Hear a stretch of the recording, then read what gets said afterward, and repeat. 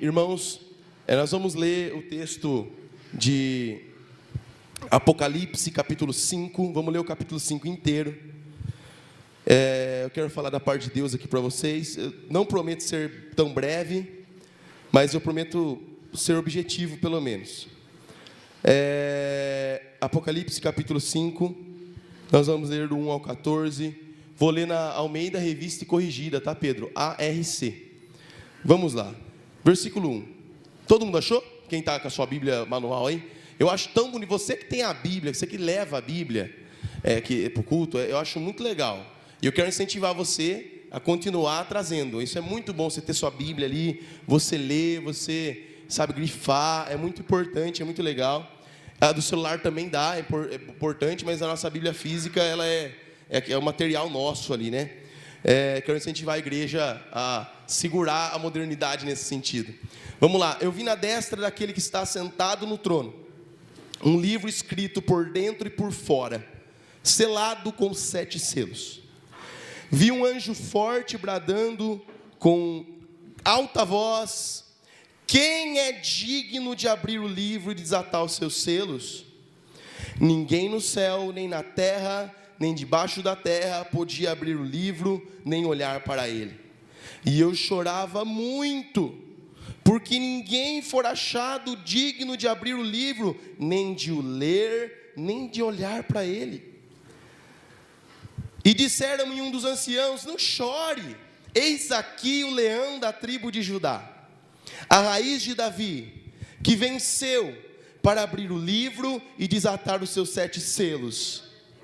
Eu olhei e eis que estava no meio do trono e dos 4 animais viventes, e entre os anciãos um cordeiro, como havendo sido morto, e tinha 7 pontas e 7 olhos, que são os 7 Espíritos de Deus, enviados a toda a terra. E veio e tomou o livro da destra daquele que estava sentado no trono, e havendo tomado o livro, os 4 animais, os 24 anciãos, prostraram-se diante do cordeiro, tendo todos eles harpas e salvas de ouro cheias de incenso. O incenso são as orações dos santos. E cantavam um novo cântico, dizendo: digno é o cordeiro, digno é de tomar o livro e de abrir os seus selos, porque foste morto e com teu sangue compraste para Deus homens de toda tribo, língua, povo e nação. E para o nosso Deus fizeste reis e sacerdotes, e eles reinarão sobre a terra. E olhei e ouvi a voz de muitos anjos ao redor do trono, dos animais, dos anciãos, e era o número deles milhões de milhões e milhares de milhares, que com grande voz dizia: digno é o cordeiro que foi morto de receber o poder, riqueza, sabedoria, força, honra, glória, ações de graças. E ouvi toda a criatura que está no céu, na terra e debaixo da terra, que está no mar, todas as coisas que nelas há, dizer ao que está sentado sobre o trono e ao cordeiro: sejam dadas ações de graças, glória, poder para todos sempre. Último versículo. E os 4 animais diziam: amém. E os 24 anciãos prostraram-se e adoraram ao que vive para todo sempre. Amém. Irmãos, nós vamos seguir. Nós estamos, para quem está chegando agora, todo domingo nós estamos pregando sobre Apocalipse. Todos os domingos. Então, finalmente nós chegamos em Apocalipse 5. E eu quero ministrar sobre esse trecho das Escrituras. Irmãos, o relato agora que João vê no trono é que Deus o Pai, o versículo 1, fala que aquele que está sentado no trono, que no caso é Deus, ele está com um livro na mão direita, escrito por dentro e por fora e selado com os 7 selos. E a primeira pergunta que nós fazemos é: o que é esse livro? O que é esses 7 selos que tem dentro desse livro? Essa é a primeira pergunta, senão não conseguimos continuar. Irmãos, nós sabemos que a sociedade, ela vai de mal a pior. Nós sabemos que o mundo só mudou de forma de fazer o mal. Antes fazia com a mão, agora faz com o celular, e o mundo vai evoluindo na sua maldade. Tem um escritor que escreveu sobre a história do Império Romano, e ele fala assim, que o mundo, na verdade, ele vai sempre piorando e vai sempre ficando mal, e nunca as coisas melhoram. Ele vai dizendo que a sociedade sempre vai de mal a pior nesse sentido. Ele vai dizer que... Ele vai citar os imperadores romanos e fala assim, o nível de moralidade dos imperadores é que o mais bonzinho matava só de olhar. Olhou, achou ruim, matava alguém. Então, a sociedade, a gente vê isso. Os níveis de criminalidade nos mostram isso. A fome no mundo nos mostra isso. São tantas coisas, eu não vou citar isso agora, mas o que é então esse livro que está na mão de Deus o Pai? Esse livro é a escritura da terra, é a posse, é o direito legal, é o direito que é dado por Deus para que a terra possa ser de fato tomada de volta para Deus.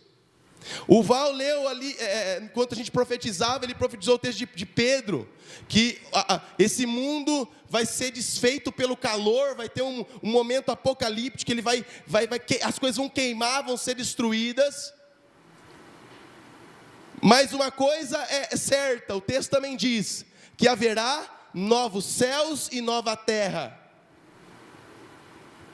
Mas no Éden, quando Adão e Eva pecaram, Deus deu uma maldição para a terra, uma maldição para o homem. Não foi isso? Então, as coisas sempre caminham para esse fim ruim. E o que é então esse livro? Esse livro é o termo de posse da terra. E a pergunta que ele faz é: quem é digno de pegar esse livro? Porque surgem líderes no mundo, não surgem? Surge o político A, dizendo que é a solução, o Brasil vai mudar agora. Nossa, agora o negócio vai para frente. E daqui a pouco a gente vê que as coisas não mudam tanto assim, do jeito que a gente pensava. Aí troca de governo, vem um outro e fala assim: olha, agora o que estava atrás está totalmente errado, hein? E agora eu tenho a solução, vou melhorar tudo. E aí continua do mesmo jeito. Muda alguma coisinha ou outra. E aí surge um terceiro e fala assim: olha, eu estou tentando arrumar a casa, porque aqueles dois foram péssimos. Não é assim? Na Rússia, em 1917, surgiu o leninismo, a Revolução Russa. E eles falaram assim: nós estamos cansados de ser injustiçado, de trabalhar 18 horas por dia e não ter nem pão direito para comer em casa. Então eles se levantaram e fizeram uma revolução. Só que, irmãos, os mesmos homens que se levantaram falando nós não vamos aceitar isso, foram homens que mataram milhões e milhões de pessoas, dizendo que estavam defendendo um Estado revolucionário que ia mudar a vida das pessoas. Esses mesmos homens que subiram ao poder, falando nós vamos mudar as coisas, hein? De propósito, mataram mais de 3,5 milhões de pessoas de fome. Se você pesquisa lá na internet, Holodomor.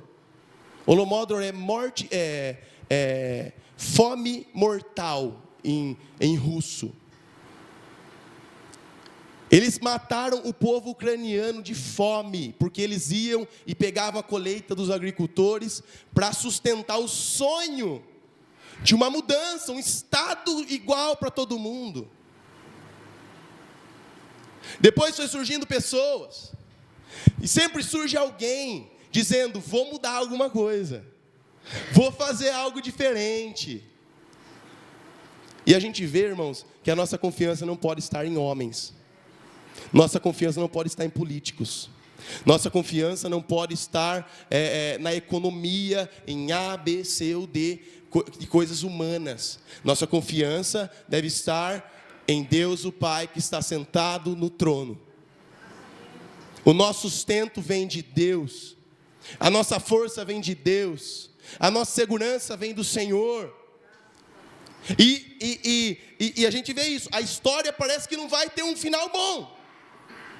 Porque quando ele pergunta, quem é digno? Existe alguém que pode pegar e mudar a terra de verdade, transformar, realizar o que ninguém fez, acabar com o único problema central e principal do mundo, que é o pecado. O problema do mundo não é a desigualdade social existe por causa do pecado. O problema do mundo não é uma má distribuição de renda ou de terra, isso só existe por causa do pecado. O problema do mundo não é, precisamos investir em educação. Alguém já falou isso? E eu acredito que tem que investir em educação mesmo. Aqui é a linha diretora de escola. Eu sei que falta recurso. Eu sei que precisa investir mais em educação. Mas no final, irmãos, a pessoa que não teve encontro com Jesus, ela pode ser muito bem educada, mas ainda ela tem o problema do pecado dentro dela. E às vezes a pessoa fala assim, mas eu não mato, não roubo, não faço nada mal para ninguém.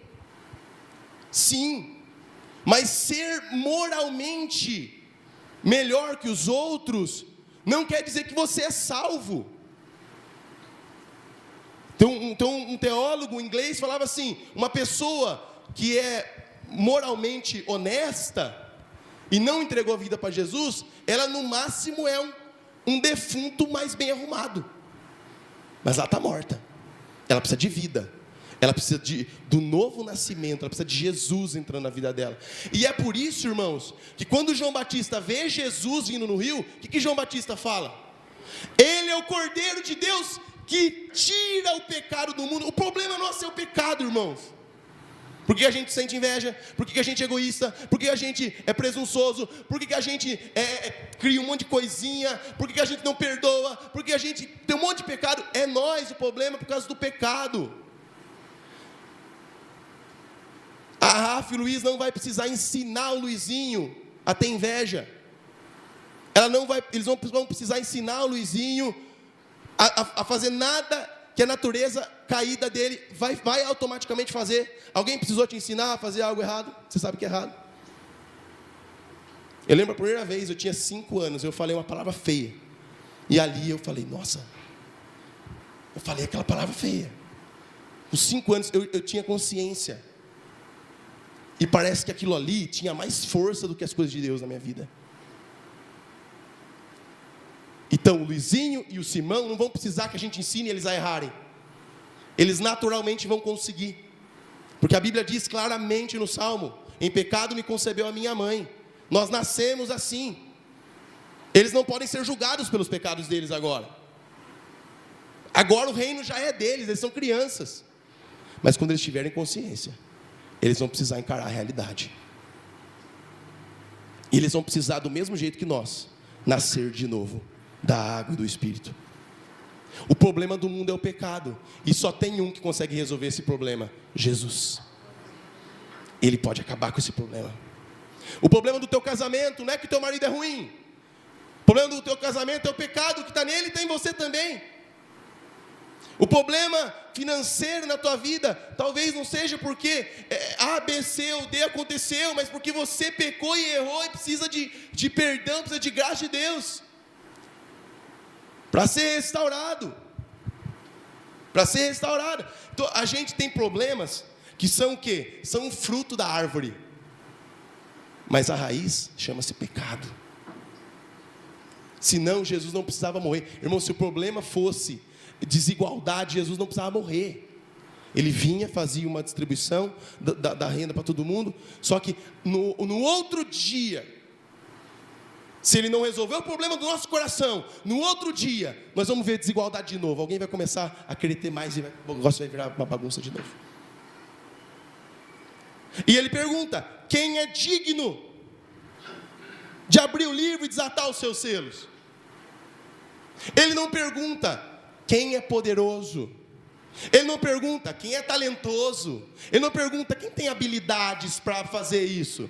Ou quem que tem... Porque a gente sempre fala, será que alguém vai ter poder para fazer alguma coisa?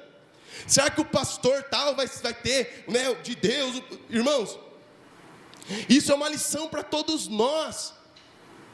O que Deus espera de cada um de nós não é mais poder, porque existe um rio que sai do trono, que o poder que Deus nos dá é ilimitado, Ele não dá o seu Espírito por medida. Se você ir atrás dele, Ele vai ter sempre mais para se revelar a você, tem sempre mais fruto do Espírito, tem sempre mais de Deus para você, mas o problema não é poder, não nos falta poder, nos falta dignidade. Não nos falta talento, nos falta dignidade. E o que nós focamos? Nós focamos em talento, habilidade, saber, poder, saber ser bom em alguma coisa para fazer alguma coisa. Tanto é que na faculdade, quem fez o ensino superior, a primeira matéria, qual que é? Ética. É isso, não é? É assim, não é? Para todo mundo? Eu acho que é para todo mundo, é assim, para mim foi. Ética e o trabalho. Depois, irmão, você passa 5 anos aprendendo sobre o trabalho. Você teve um semestrinho para falar, ó, tem que ter ética, hein? Na verdade, nós nunca nos preocupamos sobre dignidade.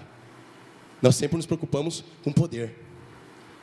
Mas Jesus, Ele mostrou para a gente que, mesmo tendo uma aparência de fraqueza, Ele mostrou poder morrendo naquela cruz por nós. Ele morreu, a fraqueza dele é mais poderosa que a nossa força.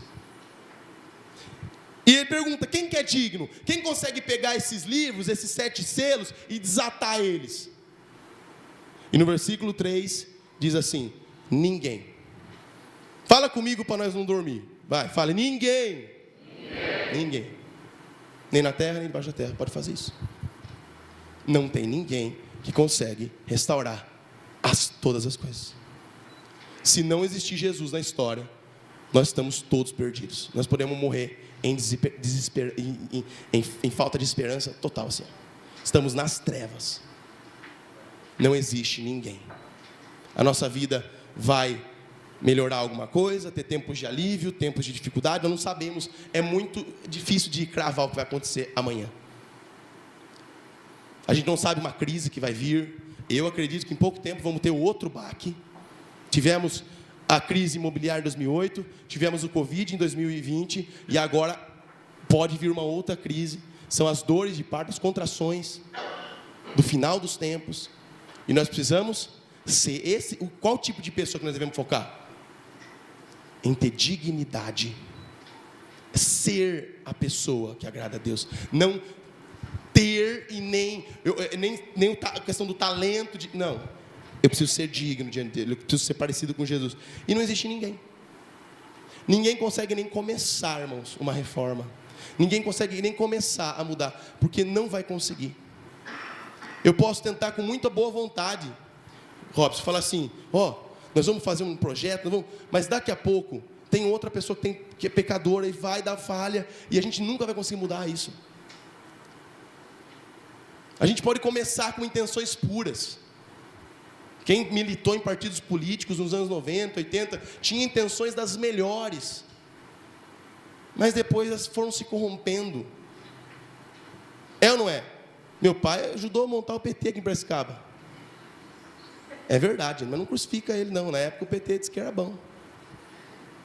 Quem votou no Lula em 2002? Quem votou no Lula? Falou assim, não, eu votei para mudar tal. Um monte de gente votou, irmãos.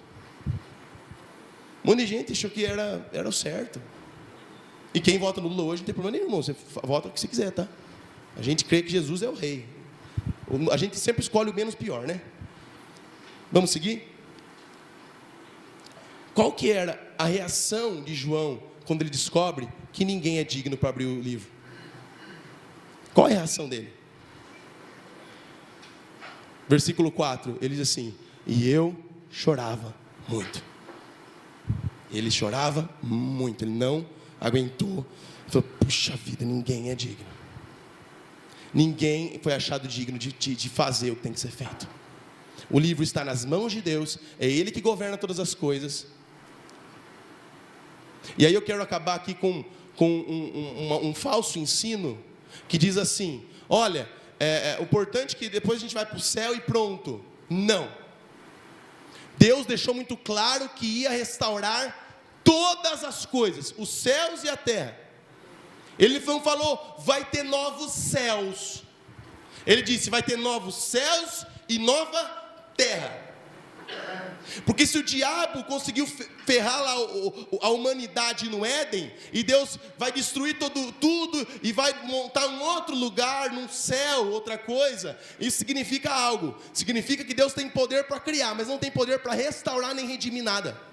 E nós sabemos muito bem que Jesus tem poder para restaurar aquilo que estava perdido, aquilo que estava destruído, aquilo que estava manchado pelo pecado.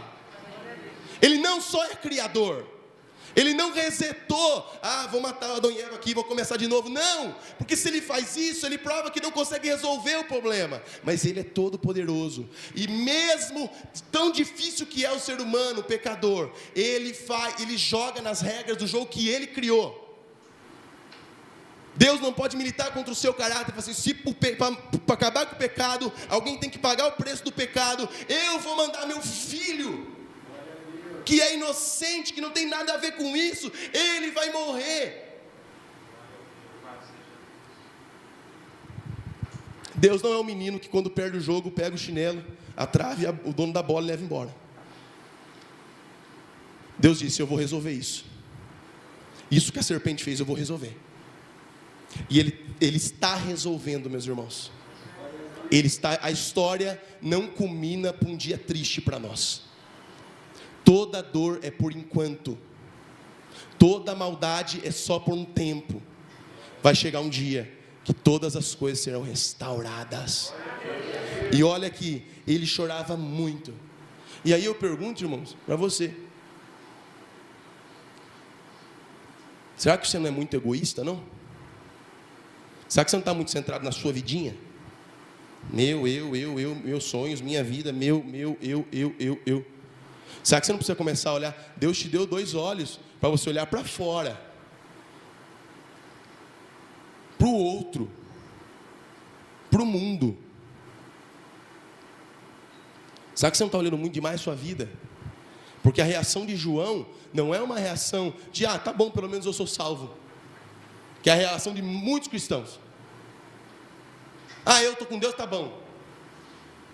Isso é egoísmo. Quando ele vê que o mundo não tem jeito, não tem ninguém para pegar o livro da mão de Deus, o Pai, resolver, não há ninguém, ele chora muito. E eu queria perguntar para você, nós devemos nos alegrar sim, mas qual foi a última vez que você chorou diante de Deus? Porque um familiar seu ainda não conhece Ele?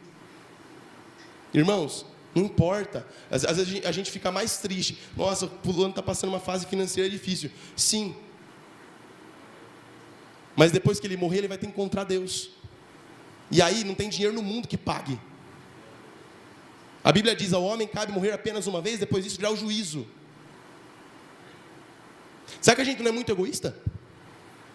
Sabe que você, adolescente, você não é muito egoísta, muito focado nos seus sonhos? Meu pai tem que me dar um celular, se ele não der, eu estou bravo.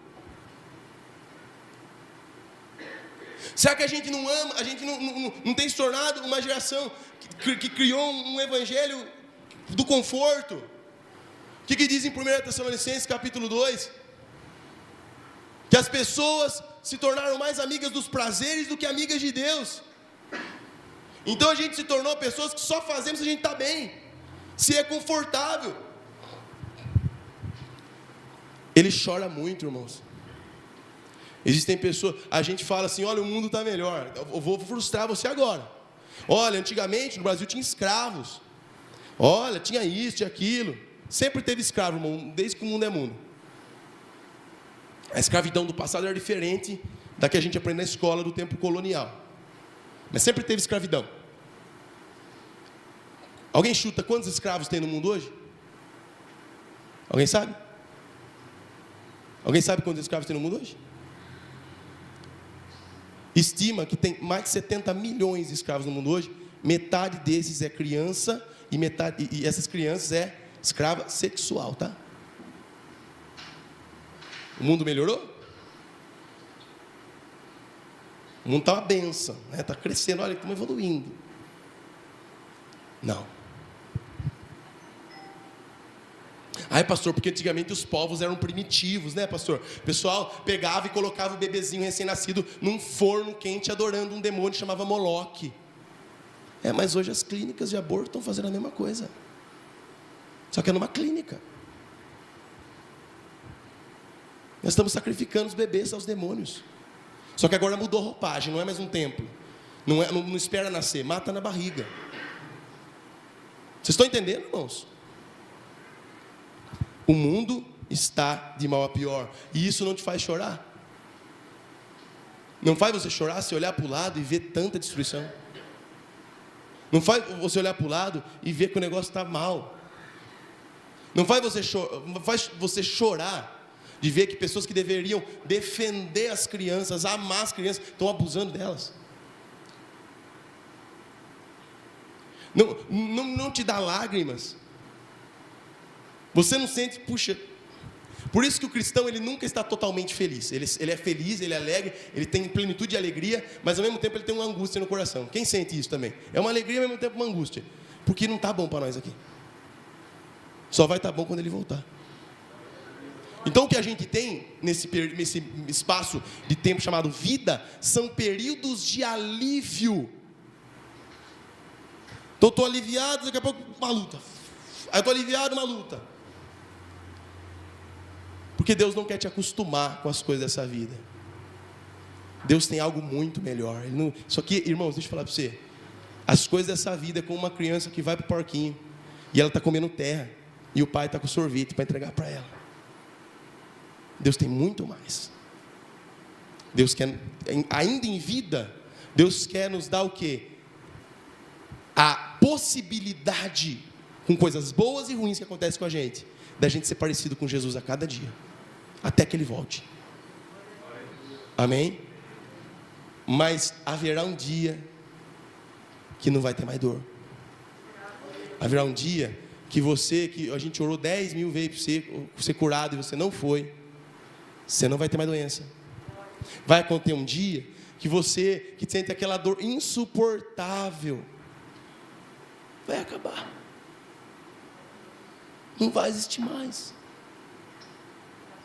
Vai ter um dia, irmãos, que eu nunca mais vou me distrair, eu nunca mais vou precisar tomar remédio para TDAH, não vai ter mais isso. As coisas nunca mais serão do jeito que eram. Mas que tipo de pessoa nós estamos sendo até esse dia chegar? Você chora de saber que tem pessoas que nessa 1 hora de culto morreram de fome, morreram de desnutrição, morreram de doenças porque passam fome. Você chora porque lá na Tailândia os pais dão as filhas para serem prostitutas de 10, 12 anos, em troca de um galão de gasolina, em troca de uma cesta básica, em troca de ter alimento no mês. Pastor, mas eu não posso fazer nada por isso. Você pode sim. A primeira coisa que você pode fazer é chorar, porque você está muito focado na sua vida.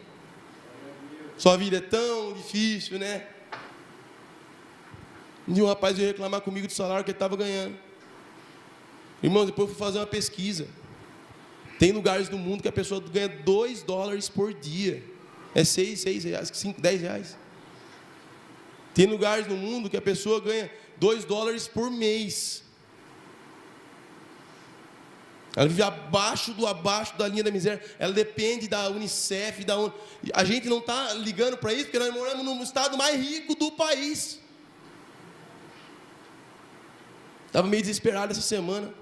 Umas coisas acontecendo. E o Senhor falou para mim: puxa, sua vida é fácil, meu. Você não precisa ficar nervoso, não. Sua vida está facinho resolver o seu. Só que nós estamos focados o quê? Sempre no nosso nariz. A Bíblia diz isso lá em 2 Timóteo 3. Nos últimos dias as pessoas iam ser egoístas, presunçosas, amantes de si mesmas. Será que nós não estamos tomando a forma do que o mundo é? E aí de vez em quando nós fazemos uma ação social e dizemos: está tudo certo, já fiz o bem para alguém. Calma. Às vezes eu falo: pastor, mas eu tenho que fazer ação social para ajudar o mundo. Não é sobre isso, irmãos, porque o mundo está precisando do evangelho. Nós podemos matar a fome da pessoa hoje e ela ir para o inferno bem alimentada. Mas a primeira coisa que nós precisamos fazer é chorar. João chorou muito. Em versículo 5, alguém foi consolar ele. E disse assim, eu estou encerrando, irmãos, vou encerrar com isso. Disse-me um dos anciãos, não chore. Está aqui o leão da tribo de Judá, a raiz de Davi, que venceu para abrir o livro e desatar os seus 7 selos. Ele venceu. O mundo não está caminhando para o buraco negro e no acaso, como os materialistas dizem. O mundo está caminhando para um final glorioso, aonde o rei de todas as coisas pega para ele o governo. Pastor, Deus não governa a terra já? Ele é dono de tudo, mas a terra está do jeito que está, não é por causa de Deus. As pessoas perguntam, onde está Deus nisso tudo? Deus, vocês abandonaram Deus. O homem faz tudo do jeito que ele quer, e aí o problema é Deus no final. Um homem aponta uma arma para o outro e fala assim, olha, nós vamos entrar em guerra porque eu quero esse pedacinho de terra. E aí o problema é Deus. Olha, nós vamos brigar porque eu quero esse negocinho chamado petróleo, você também tem, vamos entrar em guerra. E um monte de gente morre. O problema é Deus. Ou os homens governam a si mesmos, e o diabo aplaude. Porque aonde o homem está fazendo sua própria vontade, Gustavo, ali o diabo está presente. É o meu jeito, é o que eu quero, então vai. Humanismo. Ele é poderoso. Ele vai desatar o selo. E o que são esses 7 selos? Nós vamos aprender na semana que vem. Cada selo é uma sentença sobre a terra. Então, vai vir um cavalo, e vem fome, e vem guerra, e vem isso. Por que tem esses selos, irmãos? Porque a terra precisa sofrer o juízo de toda a maldade, de tudo que o homem fez. Ela precisa sofrer as consequências dos seus atos. Não ache que está tudo bem errar e fazer do seu jeito, está tudo bem. Deus é justo, sempre haverá consequência para os nossos pecados. Você errou? Se arrependeu? Deus te perdoa e te trata com misericórdia, mas as consequências continuam. E Deus vai precisar julgar a terra, e esse julgamento começa com a abertura desses selos. É como se Deus falasse assim, a terra é minha. A Bíblia diz, do Senhor é a terra e sua plenitude. É dele, mas o homem está fazendo do jeito que quer. Então, você ora, não ora no Pai Nosso? Quem ora aqui o Pai Nosso? Comece a prestar atenção no que você está pedindo para Deus. Venha. Ele ensinou você a pedir por esse reino. Ele falou, vou ensinar vocês a orar. Peça para o meu reino vir. Se ele está falando para o reino dele vir, é porque ainda não veio com todo o poder. Então a gente ora, venha o seu reino. Seja feita a sua vontade. De qual jeito? Assim na terra como é no céu, irmãos. Teve um dia antes do pecado que céu e terra era um negócio assim, muito confundido, porque a vontade de Deus era feita plenamente aqui na terra por Adão e Eva sem o pecado. E vai voltar a ser assim. Esse reino que Jesus vai trazer, vai formar novos céus e nova terra. E você pode estar nele. Você pode reinar com ele, porque ele diz assim, vou finalizar agora com a leitura. E eu olhei, estava no trono 4 animais viventes, e entre os anciãos um cordeiro. Um cordeiro que parecia ter sido morto. É o próprio Cristo esse. Ele tinha o quê? 7 pontas e 7 olhos. Tem 7 chifres e 7 olhos. Que são 7 Espíritos de Deus enviados a toda a terra. O que significa 7 olhos? Ele é um Deus justo. Ele vê tudo. Nada escapa do seu controle. Ele vê de forma perfeita. São 7 olhos. São 7 chifres. Chifres na Bíblia significa autoridade e poder. Ele tem um poder perfeito. Ele tem autoridade sobre todas as coisas. Ele disse isso para os discípulos: foi-me dada autoridade no céu e na terra. Vão e façam discípulos. Ele tem toda a autoridade. E ele fala assim: e ele tomou o livro que estava à destra que ele está sentado no trono. Versículo 7, Pedrão. Ele tomou o livro. E havendo tomado o livro, os 4 animais, os 24 anciãos, prostraram-se diante do cordeiro, tendo todos eles harpas e salvas cheias de incenso, eram taças de incenso, que são o quê? Irmãos, não é aquela oraçãozinha que você fala assim, sabe aquela oraçãozinha centrada em você? Deus abençoa o meu serviço, Deus abençoa o que eu vou fazer, Deus me dá tal coisa. É a oração focando, tipo, Deus, eu tenho o seu reino. Deus, vem o teu reino sobre tal situação. Toda vez, toda oração que foi feita para que o reino viesse, está enchendo uma taça lá no céu. Essa taça um dia vai ser transbordada. E eles se prostram diante do Cordeiro e cantavam um cântico dizendo: tu és digno de tomar o livro, de abrir os seus selos, porque você foi morto e com teu sangue você comprou para Deus homens de toda tribo, língua, povo e nação. E pastor, e o que nós tem a ver com isso? Para o nosso Deus fizeste reis, sacerdotes, e eles reinarão aonde? Sobre a terra. Quando eu morrer eu vou para o céu, eu vou ficar no céu para sempre.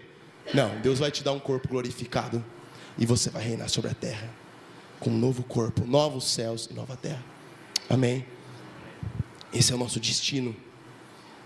O mundo pode parecer que está no acaso, mas Deus governa a história do mundo, e ela acaba num final tremendo, e nós vamos reinar com Ele. Agora eu pergunto, você tem buscado pelo reino de Deus sobre a sua vida?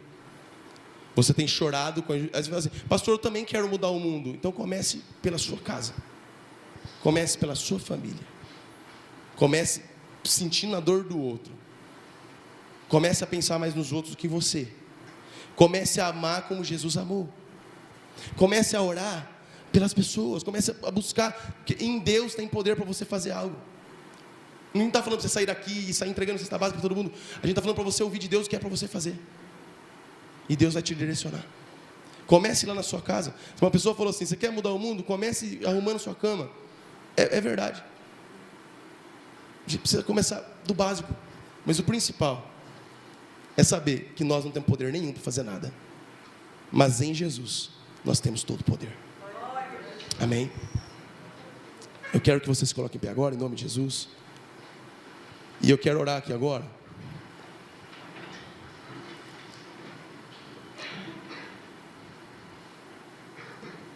Talvez você fala assim, pastor, eu estou buscando, mas eu não consigo mudar. Eu estou lutando com sempre as mesmas coisas, eu não consigo mudar. Está difícil mudar. Venho, mas eu não consigo mudar, eu sempre estou fazendo minha própria vontade, não a de Deus. E se você é essa pessoa, eu queria orar agora por você. Não precisa vir para frente não, coloca a mão no teu coração, hein? Vou chamar a banda para vir aqui, nós vamos cantar a última canção para ir embora.